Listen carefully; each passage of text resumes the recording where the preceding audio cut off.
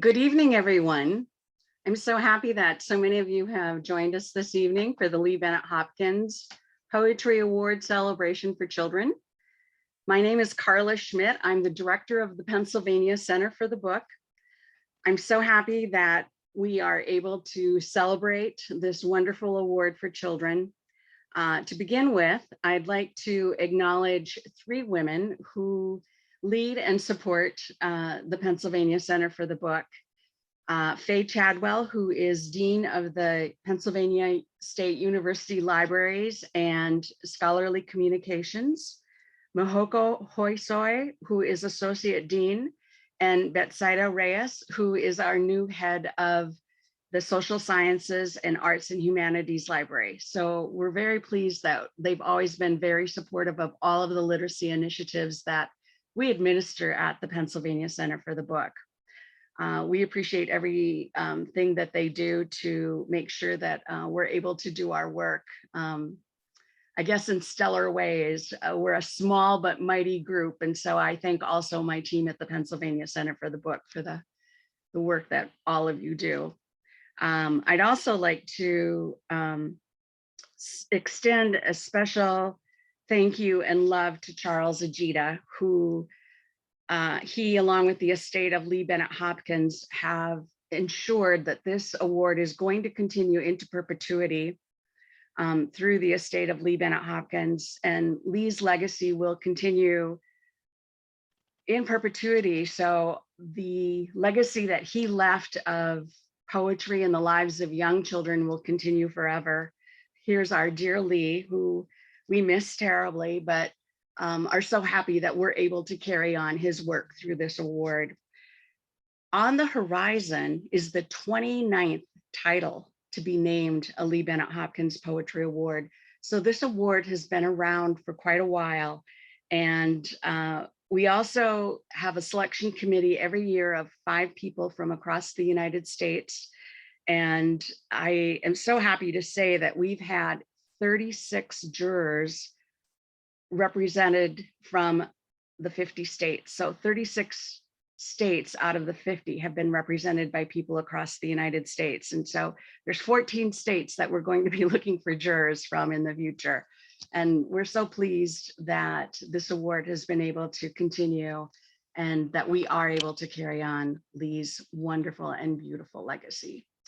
I'd like to introduce to all of you Cindy Dobrez, who is from Michigan, and she's this year's chair of the Hopkins Committee. And she is going to introduce the committee that she worked with and share the wonderful books that were selected.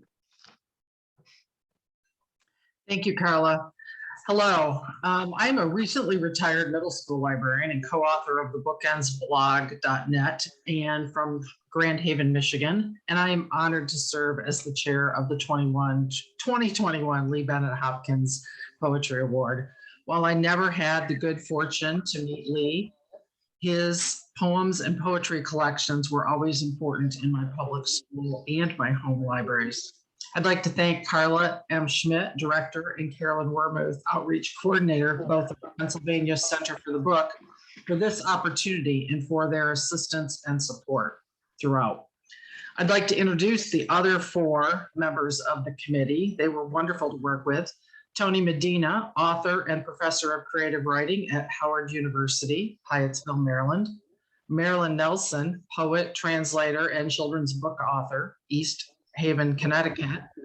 Karen O'Connell, coordinator of the Arkansas Center for the Book, Little Rock, Arkansas. Suzanne Walker, Indiana Young Readers Center librarian, Indianapolis, Indiana. Lee Bennett Hopkins is quoted as having said, "Don't dissect poetry, enjoy it every day."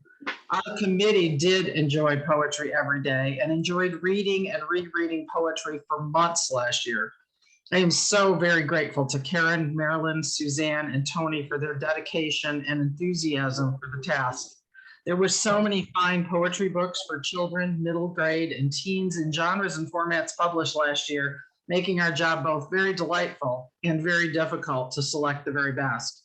One judge even announced that this was an impossible charge. It was, but we persevered, and it's my privilege and honor to share our winning titles and poets with you.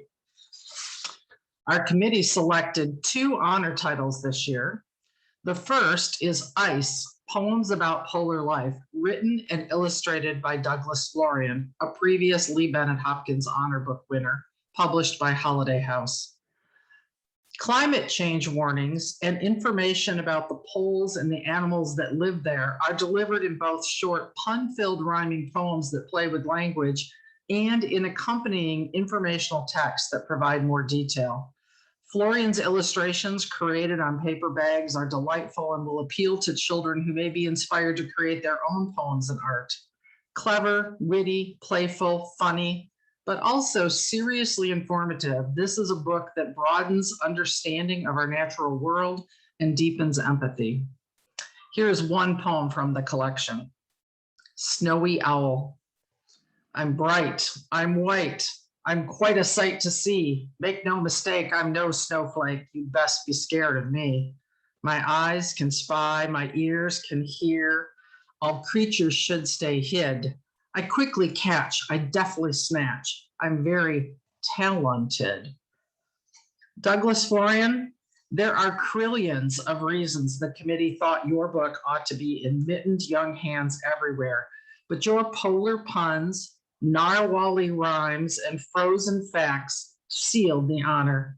Congratulations on Ice, Poems About Polar Life, being named a 2021 Lee Bennett Hopkins Honor Award winner.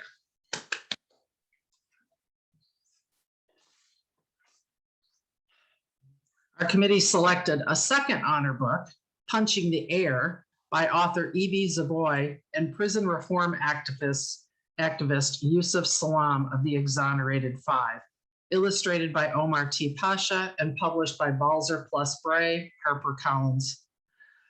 Punching the Air features Amal Shahid, whose name means hope, a Black Muslim teen who is wrongly convicted and incarcerated after a fight that lands one of a group of white teens in the hospital with a coma.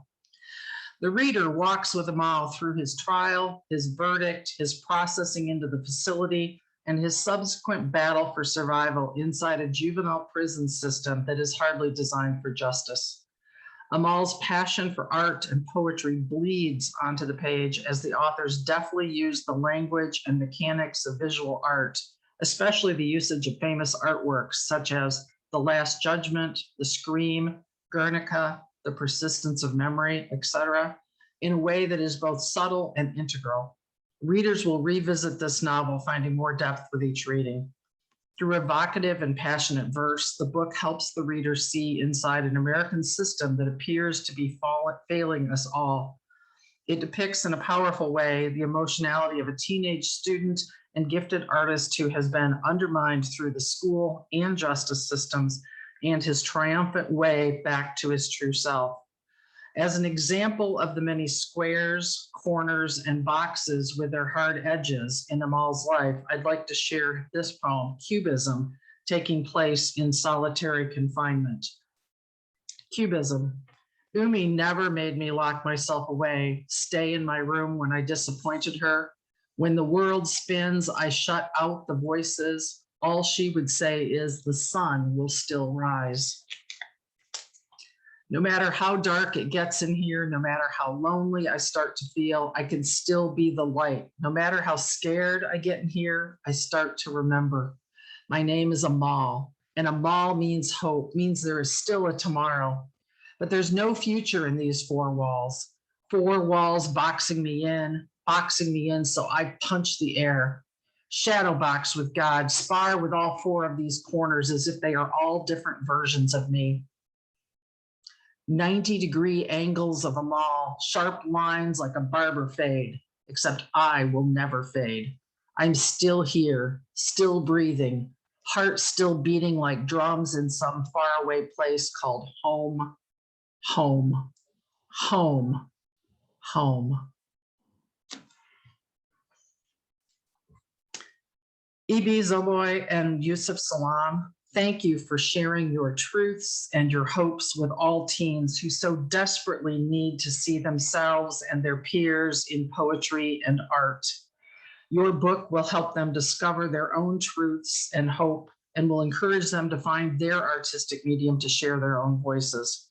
Congratulations on punching the air, being named a 2021 Lee Bennett Hopkins Honor Award winner.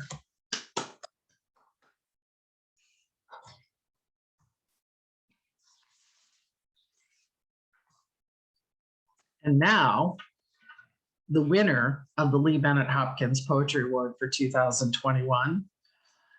On the Horizon, World War II Reflections, written by Lois Lowry, illustrated by Kenard Pak, and published by Houghton Mifflin Harcourt.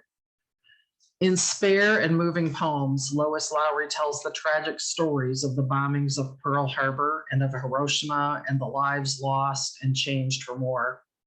This novel in verse is both historical memoir and poetic fiction, relaying intimate accounts of World War II from both sides of the horizon.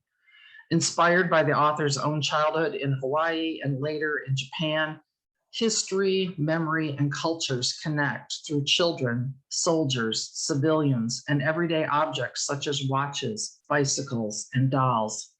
Truth is stranger than fiction, and as in this case, often makes for great storytelling. History is full of stories. Some are lost forever, but when they are told and told well, they can make a lasting difference. Lois Lowry is a proven storyteller, and by focusing her lens on humans rather than nations, her young readers will see the humanity behind war and gain an understanding and appreciation for our cultural interconnectedness. As I struggled to decide how to introduce Lois Lowry, I thought to myself, Lois Lowry needs no introduction. We are all here tonight to listen to a favorite author, two-time Newbery Medal winner, and the woman who gave us so many memorable characters and stories, including her own in her photographic memoir, Looking Back. So please join me in congratulating Lois Lowry for On the Horizon being named the 2021 Lee Bennett Hopkins Award winner. Congratulations, Lois.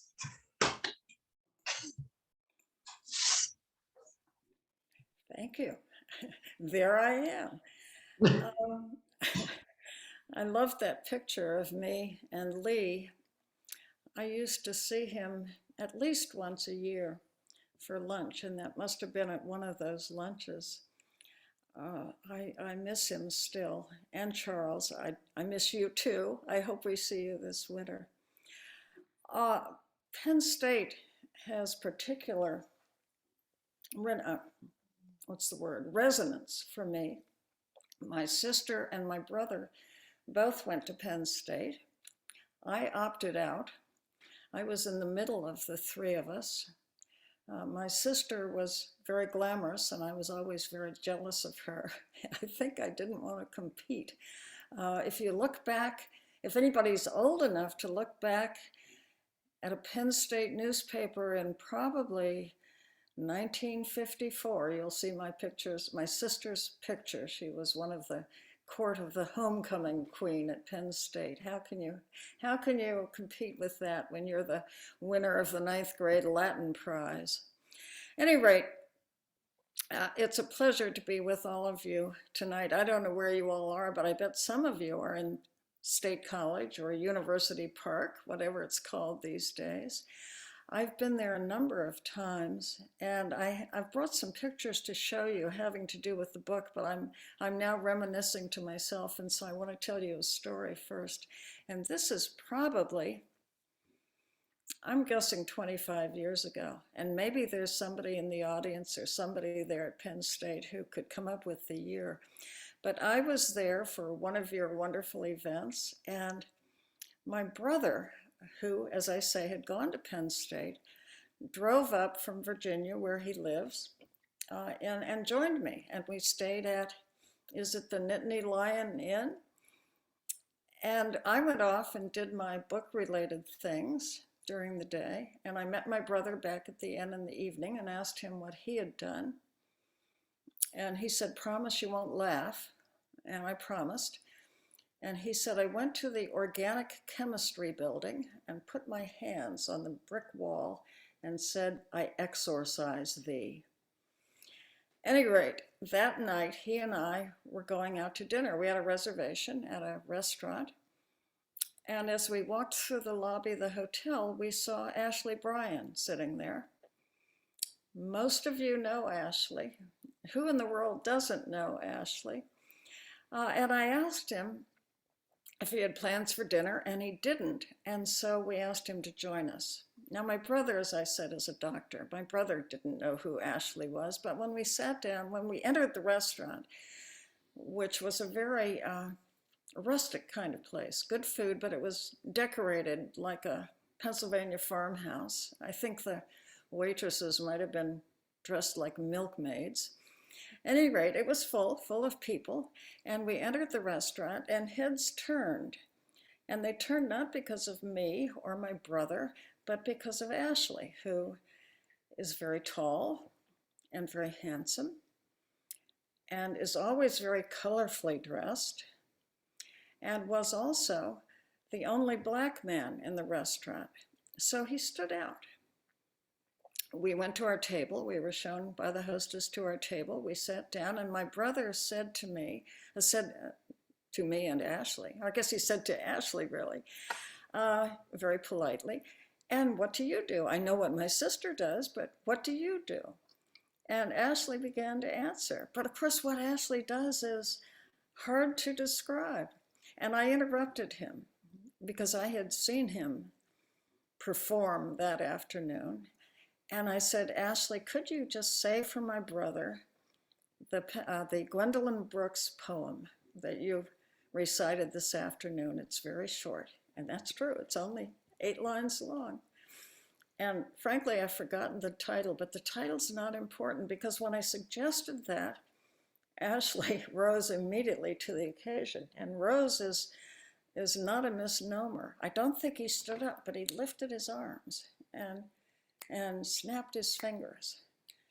And he said in his very sonorous and mellifluous voice, he said, "We real cool." Well, if heads had turned slightly when he entered the restaurant, they certainly turned now. Waitresses stopped with their trays on their hands, and the whole place was still. And Ashley went on, "We real cool. We left school." And it concludes after only, as I said, 8 lines, "We die young." And then Ashley picked up his fork. My brother has never forgotten that moment. Probably no one in the restaurant has ever forgotten it. At any rate, Ashley has been greatly honored in the past by Penn State. And Ashley, if you're with us somewhere tonight, either in Texas or Maine, he divides his time. And he's in his mid-90s now and still going strong. We wish you were here. Okay, I'm going to... Lois, this is yeah. Carla again. I love the story about Ashley, and I just want to mention that he was the first winner of the Lee Bennett Hopkins Poetry Award for Children. So how appropriate that you would tell that story. It is. And if I don't know if you knew that, but I did not know that. And I'm not going to be able to turn this computer around to show you, but I'm looking across my living room at a large painting of sunflowers by Ashley Bryan. Okay, I'm now going to go to share my screen to talk about. Yes, we did it. This is the cover of On the Horizon. And this, whoops, go back. If you've ever, I suppose many of you have gone to Hawaii, if you've flown to Honolulu, gotten in a cab to go into the city, you will pass this hospital on your left. This is Tripler Hospital, and this is where I was born in 1937. We were in Honolulu because my father was a career Army officer. He was actually on the staff of that hospital.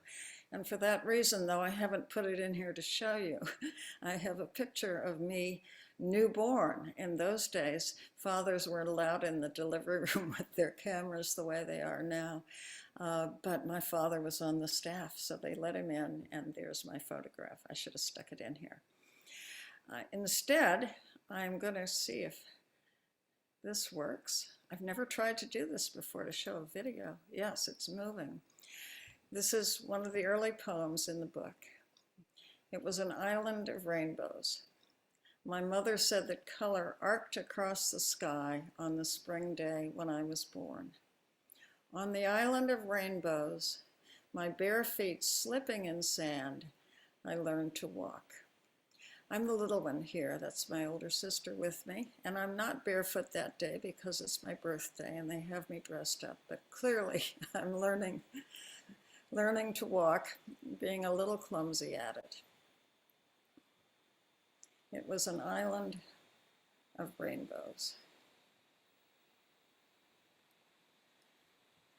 A nui nui meant rainbow. Were there rainbows that morning?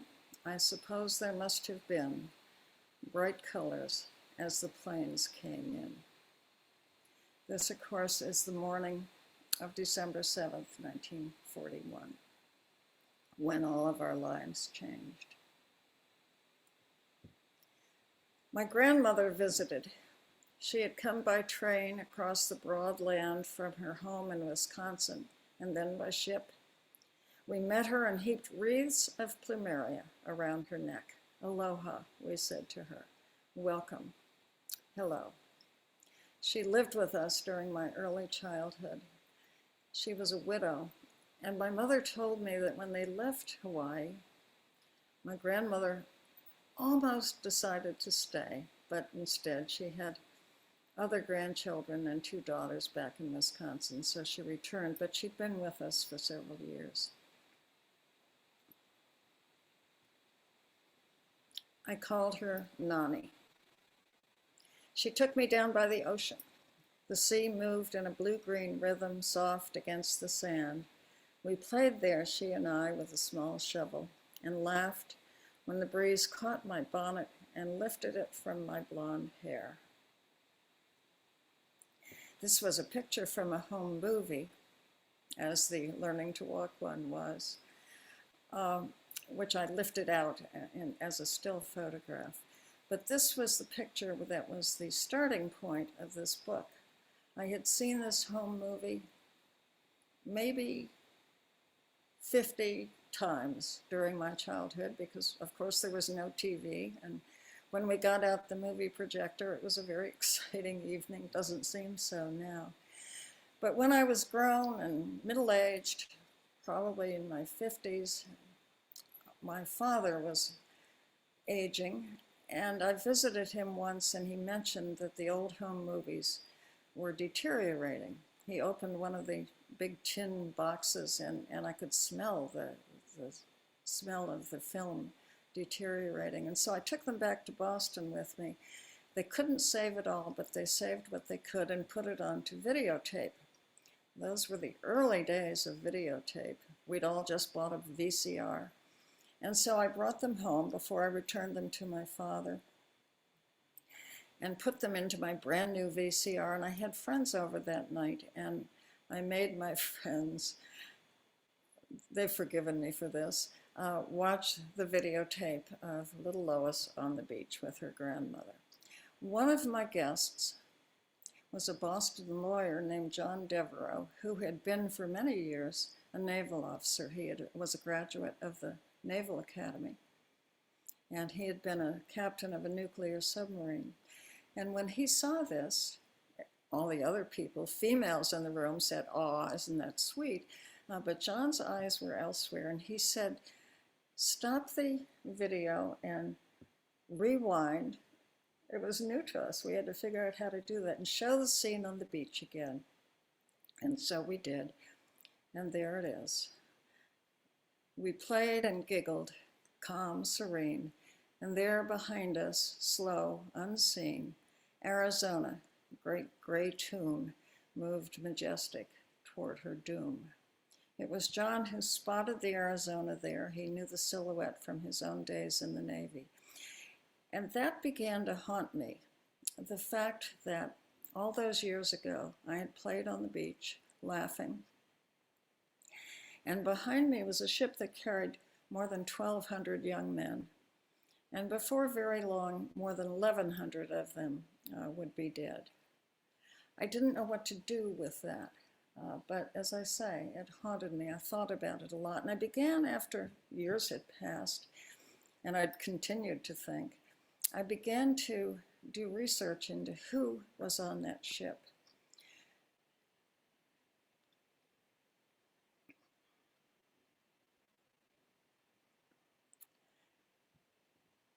Let me go back and explain what I did, because I've jumped over. I can't spend the whole evening reading the entire book, but I chose individual people who had been on the ship, some of them so young. There had been 37 pairs of brothers. There was one pair of identical twins. And then I selected individuals to write about. People have asked me why I chose to write in this form, why in poetry. And there are two reasons that come to my mind. There are probably others that will come to me later, but one is that a novel, of course, and by the time I wrote this, I'd written probably 48 regular books, fiction, narrative. They begin with a character, and then you meet other characters, and the character has a journey to make, and there are obstacles, and there's a destination, and you move the character through those things on a pathway until you reach the end. But this didn't take that form. This came to me in the form of images, and the images were largely the young men that I read about as I did the research. And so there was that as one reason that it took a different form. But second, and I'm only realizing this now, it was somewhat elegiac. And of course, a novel, I guess, can be that. But most often in the past, in the history of poetry, it's been poems that are elegies. And so that took this form as well. I'm not going to stop for the individual young men except to mention one, because people have asked me, how did you choose the specific young men you chose? And in each case, it was just some little thing that stood out. One was a young man from Missouri. And when I delved through, clicking on this, clicking on that, because of course this was during the pandemic and I was doing the research largely on the computer,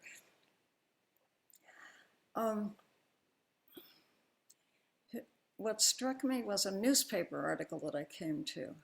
In a Missouri newspaper in 1941, an interview with this young man's mother.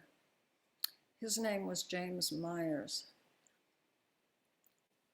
And when his mother was interviewed, the newspaper pointed out that she had already lost her two other sons. The first had died in the First World War, her oldest son, and then the second one had died when he was 14, struck by lightning when he was bringing the cows in from the field. And now her third son was on the Arizona.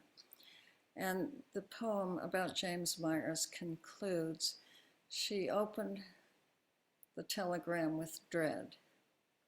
I had bad luck with all my sons, she said. That simple statement, so stoic and so tragic, was what struck me and why I included James Myers.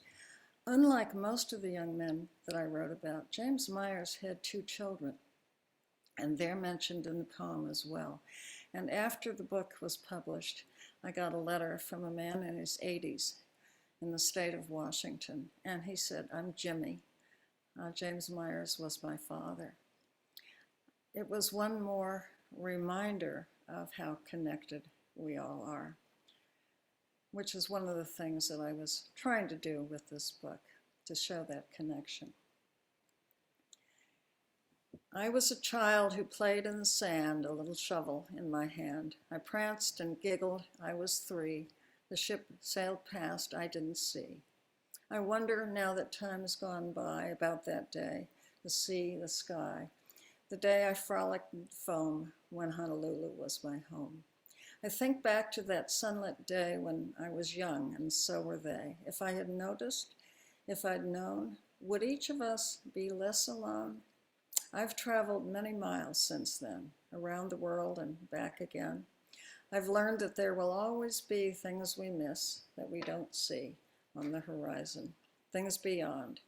And yet there's a lasting bond between us, linking each to each, boys on a ship child on a beach. Following the bombing of Pearl Harbor and the beginning of World War II, my father went to the Pacific. He was on a hospital ship, the ship called Hope. And then by 1945, he found himself, we didn't know where he was, of course, he found himself on an island called Tinian in the West Pacific. Tinian was the island where they loaded the atomic bomb into a plane that day in August of 1945. So I'm jumping ahead to the second section of the book, which deals with different geography, a different time, but an equal tragedy.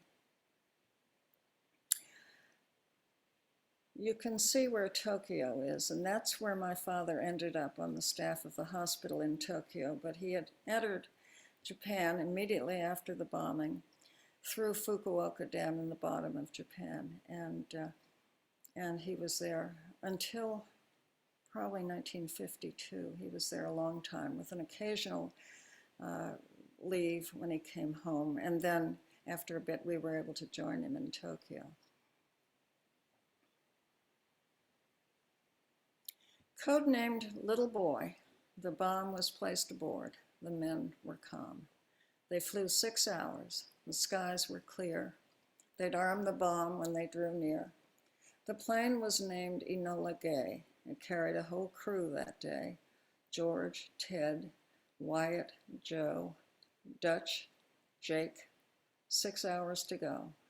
2 Roberts, Morris, Richard, Deke. They waited, watching, didn't speak, until the order came, deploy. Time to release Little Boy. At 8:15, they let it fall. The bomber pilot's name was Paul. He'd named the airplane for his mom. It carried 12 men and the bomb. 6 hours back. No talk still, none, except, my God, what have we done? This is the city of Hiroshima after the bombing.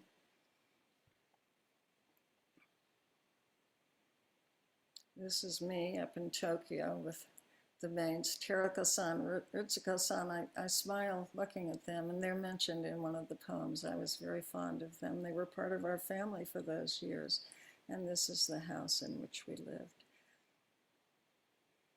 I did not dress that way every day. It was a special occasion. In the summers and vacations, I went down to what is called the Inland Sea, down in southern Japan, and stayed on an island there called Tajima, which is just below Hiroshima. The Inland Sea, I've been back quite recently, maybe 5 years ago, is unchanged. It's quite beautiful. In summer, I went to the Inland Sea and saw a hill with a stunted tree. The Jima Islands rose with grace, but wind misshaped them in this place. Not far from the island where I stood, where the tree displayed its twisted wood, a ruined city curved the shore, its name synonymous with war, Hiroshima. Like wind-warped pine, its people, too, were twisted, broken, scarred, askew. But like the trees, they lived, they thrived. Their name means those who have survived, Hibakusha. Now, up there you can see Hiroshima. Below it you can see Tajima, the island where I spent time. And down in the lower left, I've put that little purple marker there. There's a very small town called Tabuse. It's 50 miles from Hiroshima. And one of the children that I wrote about was this little boy.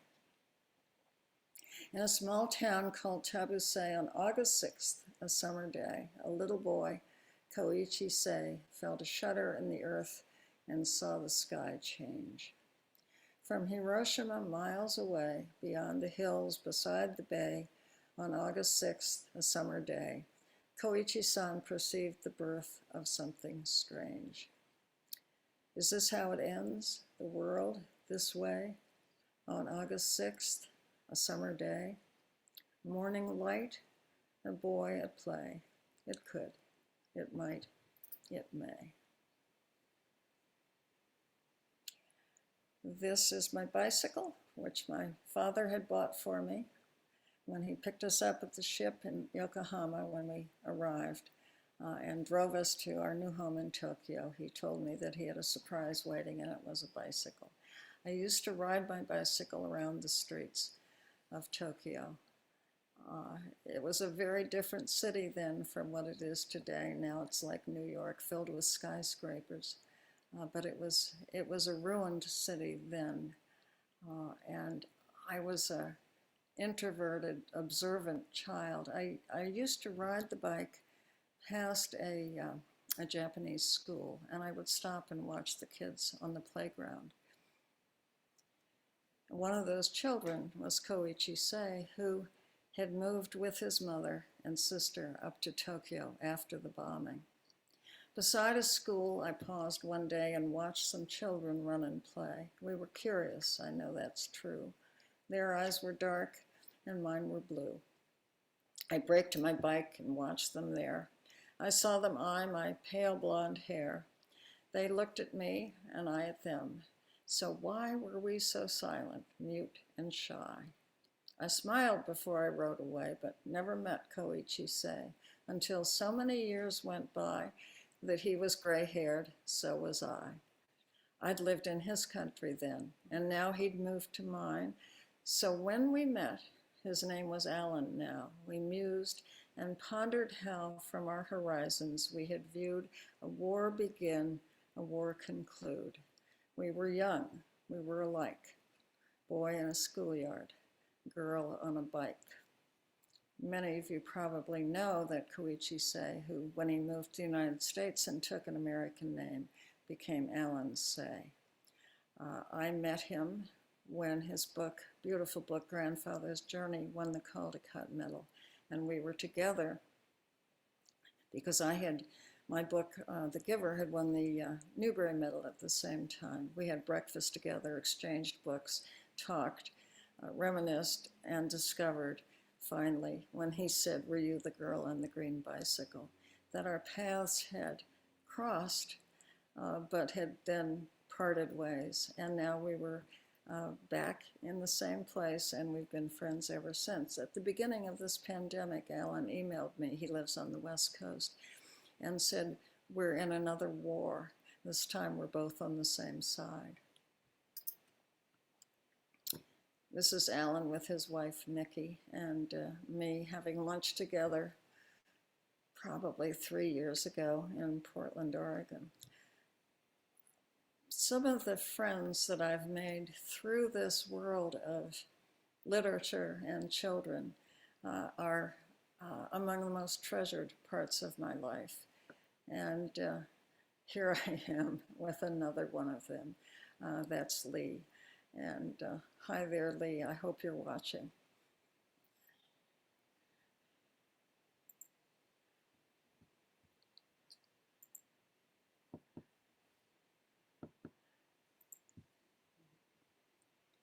Okay, can you hear me now? Now's the time when, if there are questions, people should be asking them. If you have questions for Lois, we would love for you to send them in the Q&A. You can find that on computers at the bottom of your screen. Your device may vary, but if you leave us a question, we will ask those of her. Thank you, Lois. That was delightful to hear those stories. Talk about coincidences and connections, to not only find out that Alan, that you were the girl on the bike, but that you win the major awards at the same American Library Association conference is quite the connection. Yes, yeah, it was wonderful. How did he figure out you were the girl on the bike? When he gave me a copy of Grandfather's Journey, he signed his name. I've got it right here in the other room, and it said, "With love and respect, Alan Sei." And then he drew a little picture. And so I gave him my book and wrote some inscription. And I was feeling kind of sad because I couldn't draw a picture the way he could. So I wrote my name in Japanese, and that startled him. And he said, "How do you happen to be able to do that?" And I said, "Well, I lived in Japan when I was a kid." And he said, "Where did you live?" I said, "Tokyo." He said, "So did I." And he said, "What part of Tokyo?" And I said, "Shibuya." He said, "That's where I live." And we went down the line like that. We're exactly the same age. Not exactly, he's 4 months younger. And we went down that path, and then he said, "Were you the girl on the green bicycle?" So I, in a way, regret that we didn't create that friendship then, but it would not have, in fact, the book says this in its last page.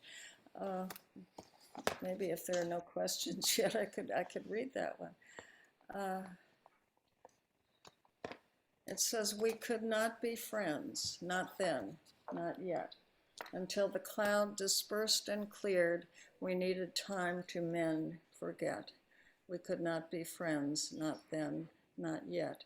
Till years had passed, until we met and understood the things we'd feared, we could not be friends, not then, not yet, until the cloud dispersed and cleared."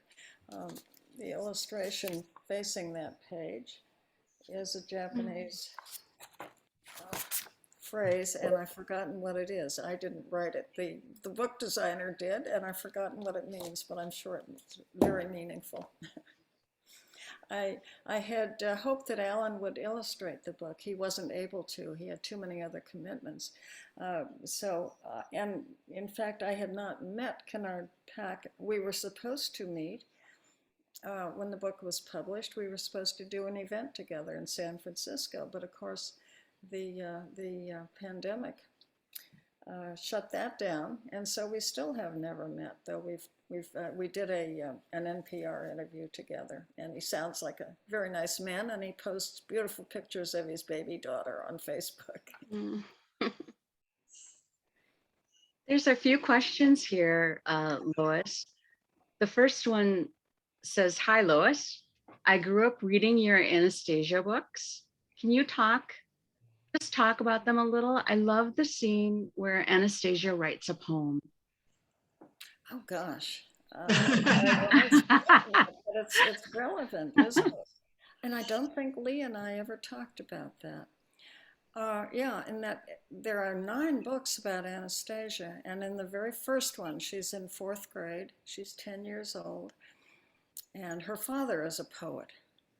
He's a professor at Harvard, and he's published several books of poetry, and she's kind of in awe of her father. But she has an assignment in class to write a poem, and she does so. I remember it says she went into her bedroom to work on her poem, and she took the thing that she hangs on her doorknob and changed it to "Do Not Disturb." She turned it around from the side that her mother didn't like, the side that said, "Please make up this room as soon as possible." At any rate, she writes a poem, and in my opinion, it was a pretty good one, but her teacher gives her an F. Oh.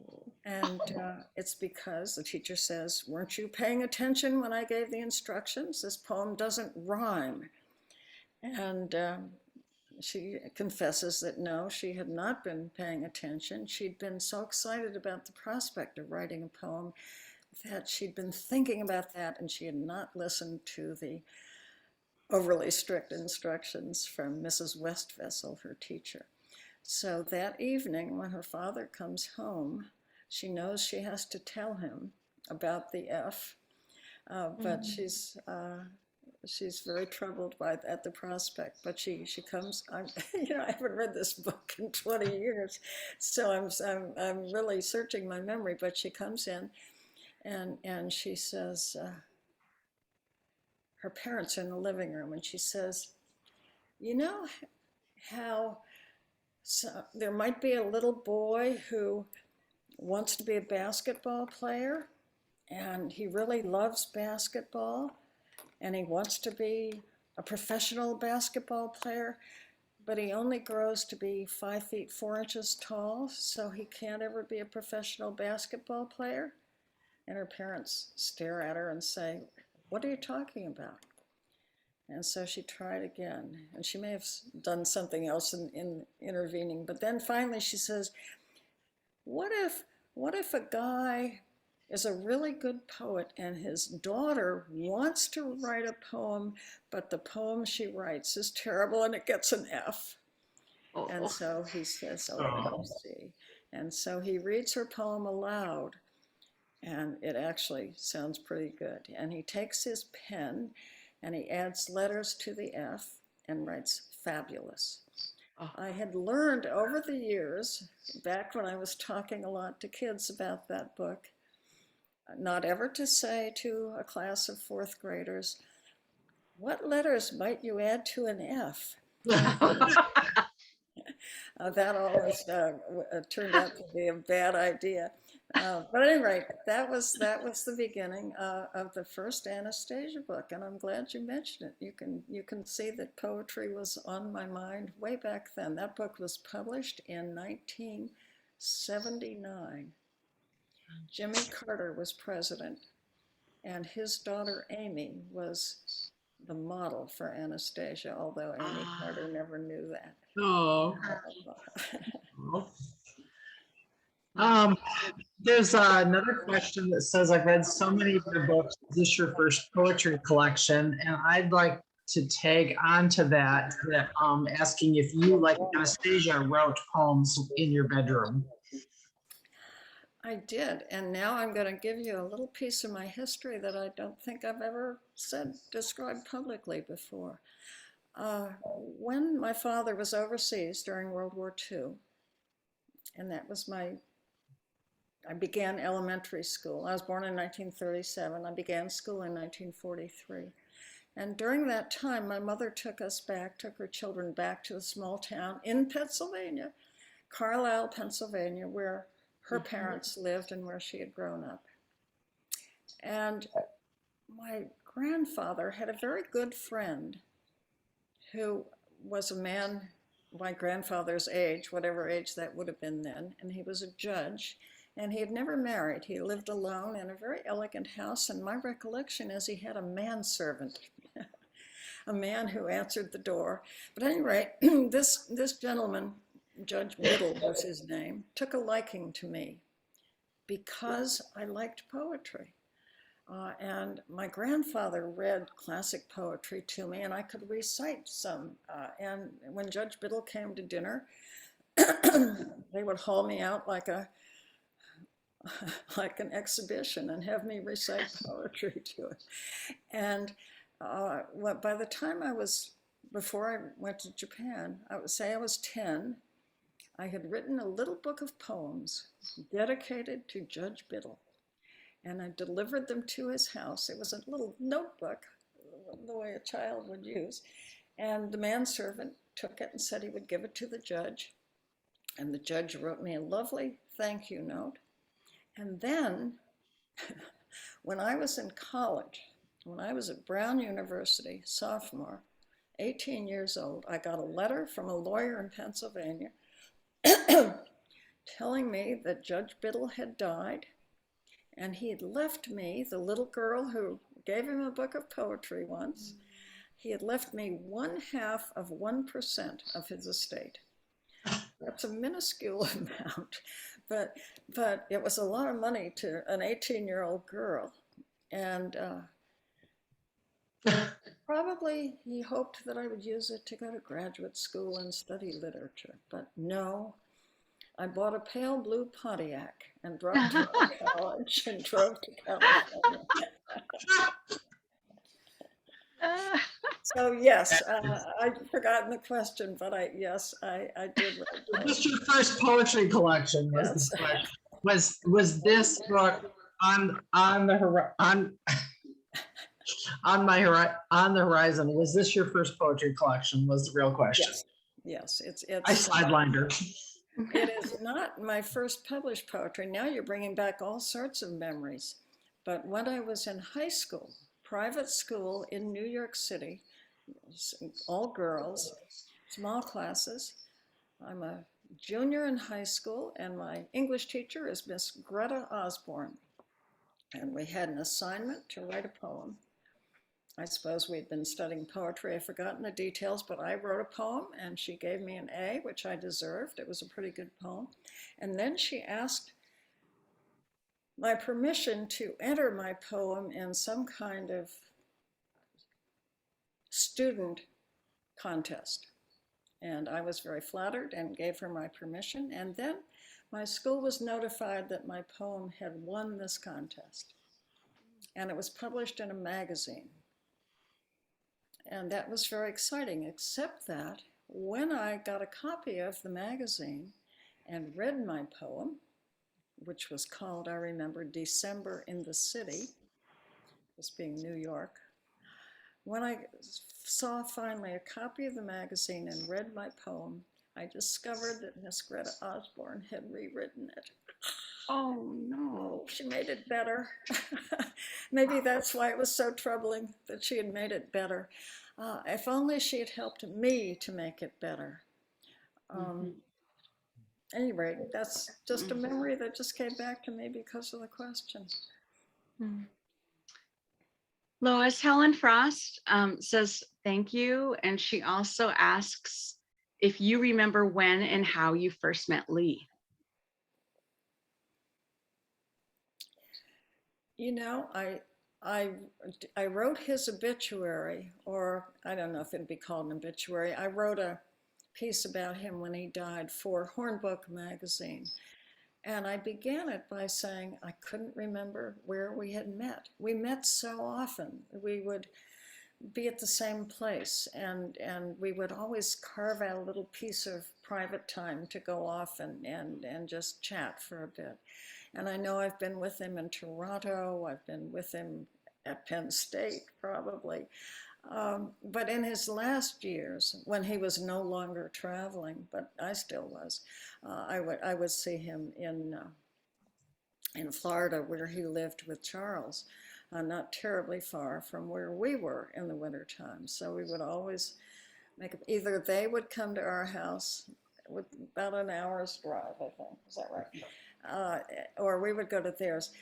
It was always more fun to go to theirs because their house was and is still, I'm sure, just absolutely filled with, as is Ashley Bryan's house, by the way, with amazing things. I can't even describe it.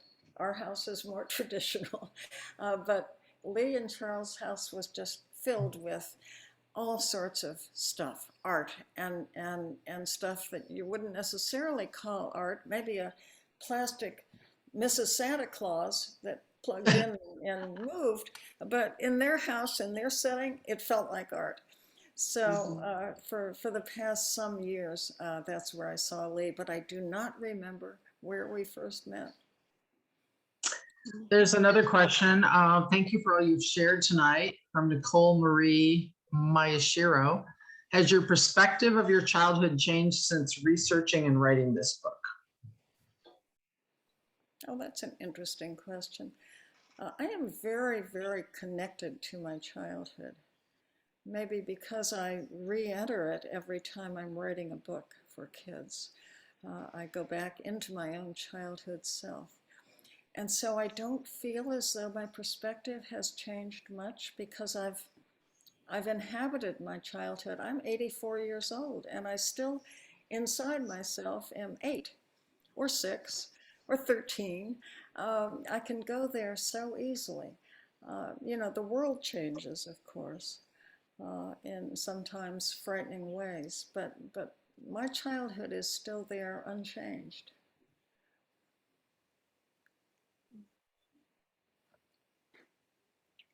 Lois, I don't know if you know this, but Lee has left us his children's literature collection.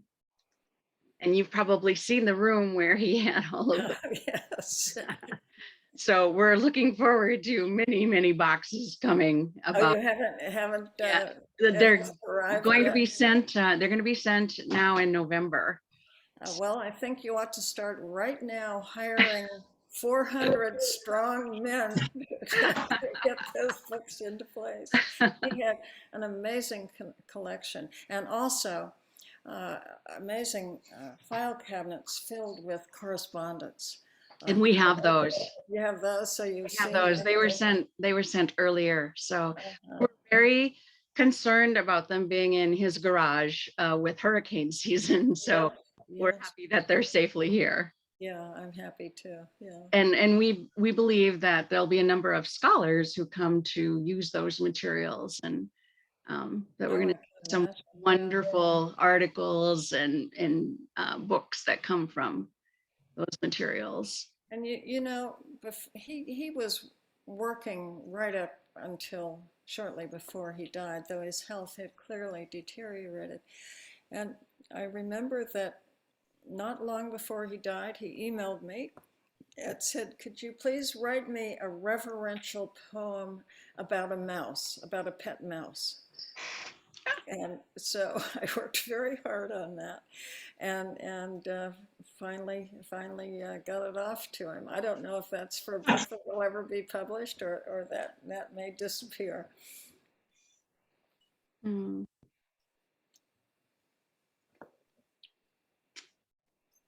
There's another question. Do we have time for more, Carla? Yes.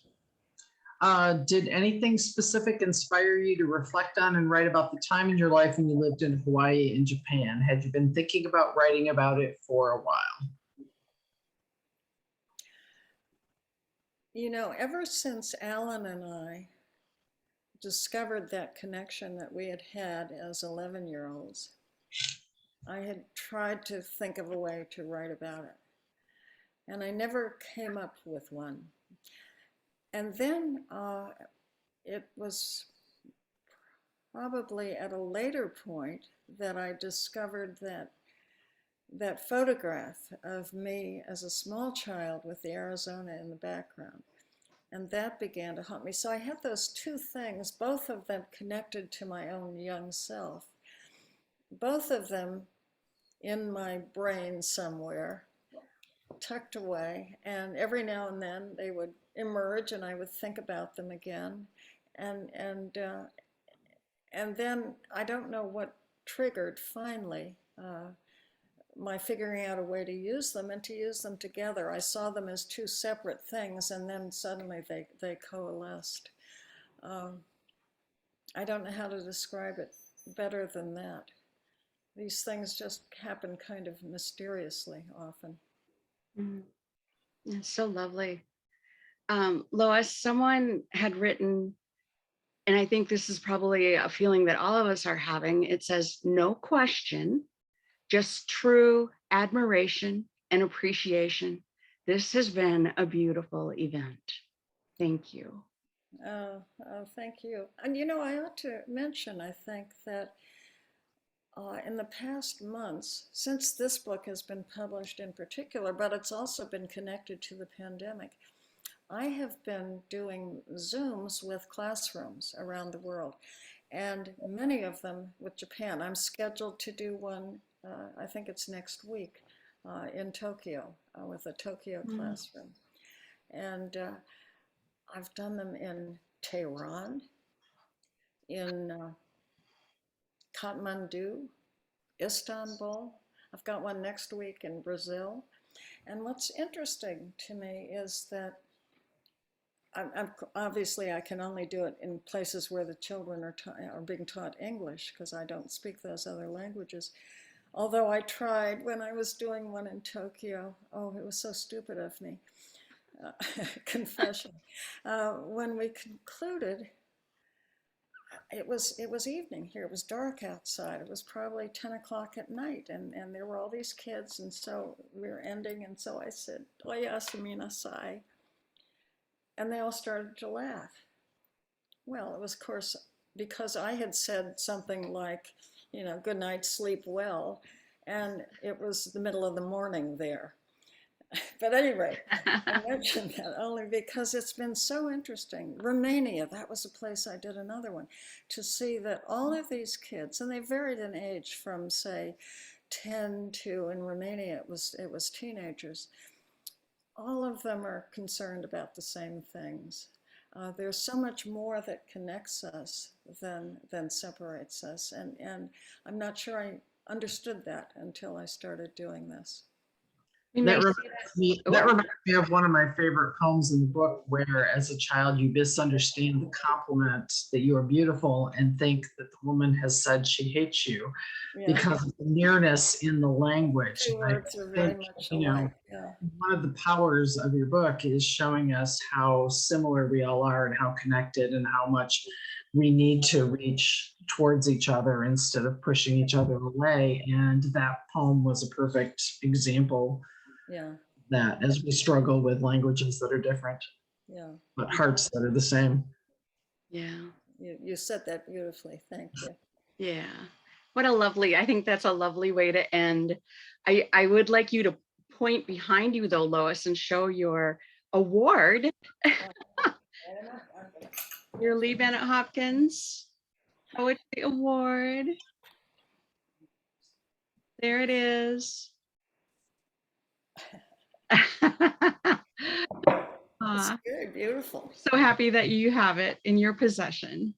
Oh, and you could not be as happy as I am. Oh, I'm just noticing that the clock is right on time. It works. oh, excellent.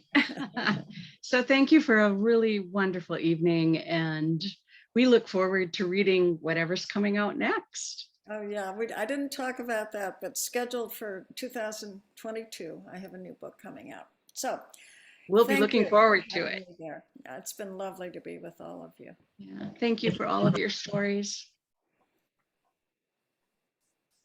And thank you to everyone who joined us this evening. Thanks, Cindy. You're welcome.